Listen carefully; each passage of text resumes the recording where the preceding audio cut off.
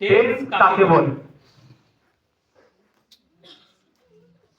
কোন কার্য সংঘটিত হওয়ার সময়কে টেন্স বলে। তাহলে কি বললাম? কোন কার্য সংঘটিত হওয়ার সময়কে টেন্স বলে। সবাই বুঝেছ? ইংরেজি ভাষা লেখার ক্ষেত্রে টেন্সের গুরুত্ব অপরিসীম। তাহলে কি বললাম? ইংরেজি ভাষা লেখার ক্ষেত্রে টেন্সের গুরুত্ব অপরিসীম। তাই টেন্সকে ইংরেজি ভাষা প্রাণ অর্থাৎ সোল অফ ইংলিশ ল্যাঙ্গুয়েজ বলা হয়ে থাকে। সবাই বুঝতে পেরেছ? তাহলে কি বললাম? টেন্স কাকে বলে?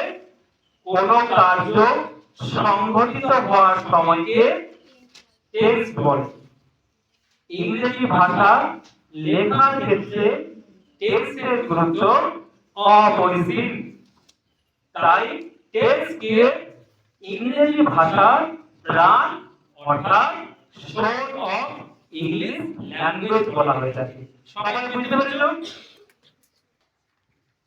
পরবর্তী যে প্রশ্নটি, টেন্স কয় প্রকার ও কি কি?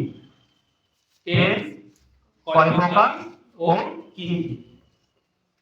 টেন্স তিন প্রকার। কি কি রয়েছে? প্রেজেন্ট টেন্স বর্তমান কাল, পাস্ট টেন্স অতীতকাল, ফিউচার টেন্স মানে ভবিষ্যৎকাল। তো সবাই বুঝতে পেরেছো? টেন্স কয় প্রকার? বলো সবাই। তিন প্রকার। কি কি? প্রেজেন্ট টেন্স মানে বর্তমান কাল, পাস্ট টেন্স মানে অতীতকাল, ফিউচার টেন্স মানে ভবিষ্যৎকাল। ওকে? তাহলে এই তিনটি টেন্স পরপর কিন্তু আমরা আলোচনা করব। তো প্রথম যে টেন্সটি রয়েছে প্রেজেন্ট টেন্স। প্রেজেন্ট টেন্স কাকে বলে? প্রেজেন্ট মানে বর্তমান, তাই তো? কোন কাজ বর্তমান হয় বা হচ্ছে। যেমন তোমরা বর্তমানে পড়ছো, তাই তো? পড়াটা বন্ধ নেই, এখন পড়ছো। সকাল 7:09 থেকে এসে তোমরা এখন পড়ছো। তাহলে কোন কাজ বর্তমান হয় বা হচ্ছে এরূপ বোঝালে এর কালকে আমরা কি বলবো? প্রেজেন্ট টেন্স বলবো। সবাই বুঝতে পেরেছো? তাহলে কোন কাজ বর্তমান হয় বা হচ্ছে এরূপ বোঝালে এর কালকে আমরা কি বলবো? প্রেজেন্ট টেন্স বলবো। যেমন কি দেওয়া রয়েছে? আমি স্কুলে যাই। আমি স্কুলে যাই। তাহলে ইংলিশে কি হবে? I go to school. I go to school. তাহলে এটা কোন টেন্সের উদাহরণ? প্রেজেন্ট টেন্সের উদাহরণ। কারণ বর্তমান আমি স্কুলে যাই, আই গো টু স্কুল। আমি স্কুলে যাচ্ছি। তাহলে এই যাচ্ছি, এই যে যাচ্ছি, কাছে কি থেমে আছে? তোমার স্কুলে যাওয়া কি থেমে আছে? তুমি স্কুলে যাচ্ছ। I am going to school.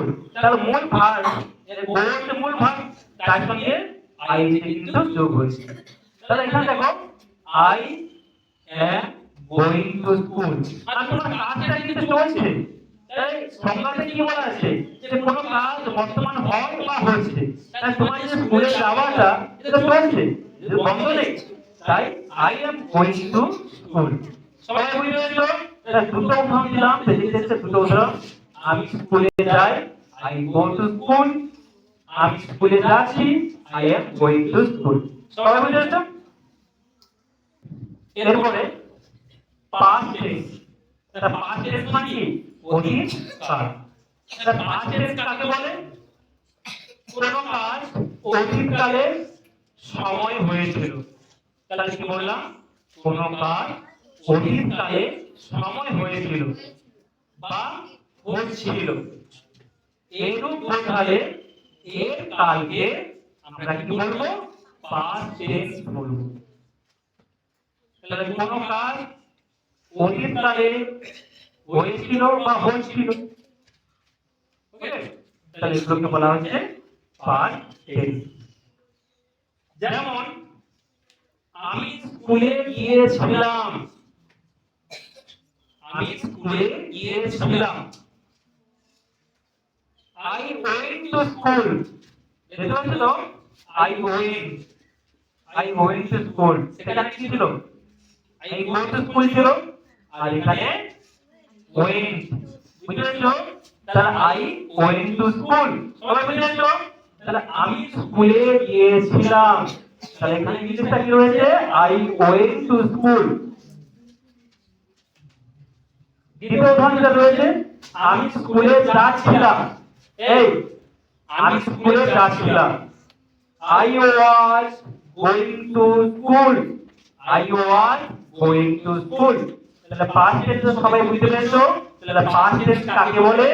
কোন কাজ অতীতকালে সময় হয়েছিল বা হচ্ছিল, এটা বোঝালে এর কালকে পাস্ট টেন্স বলে। যেমন আমি স্কুলে গিয়েছিলাম, I went to school, আমি স্কুলে যাচ্ছিলাম, I was going to school। তোমরা বুঝতে পেরেছো?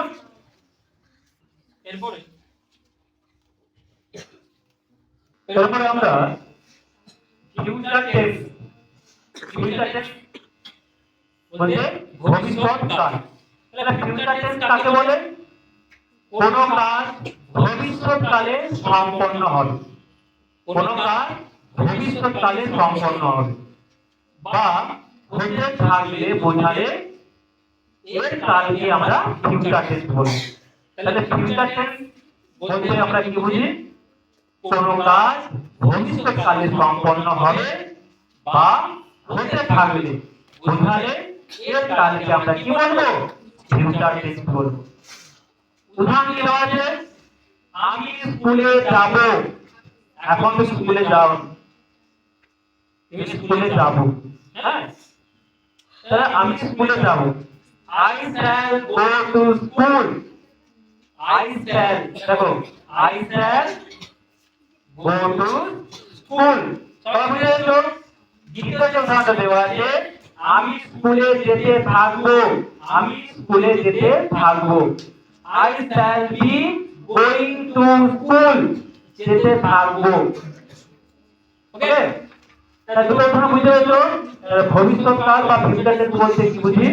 কোন কাজ ভবিষ্যৎকালে সম্পন্ন হবে বা হতে থাকলে বোঝালে এর কালকে আমরা কি বলবো? Future tense.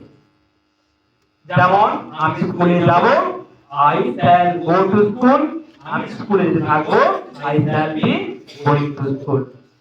ওকে, আর এখানে আমরা থাক, পরবর্তী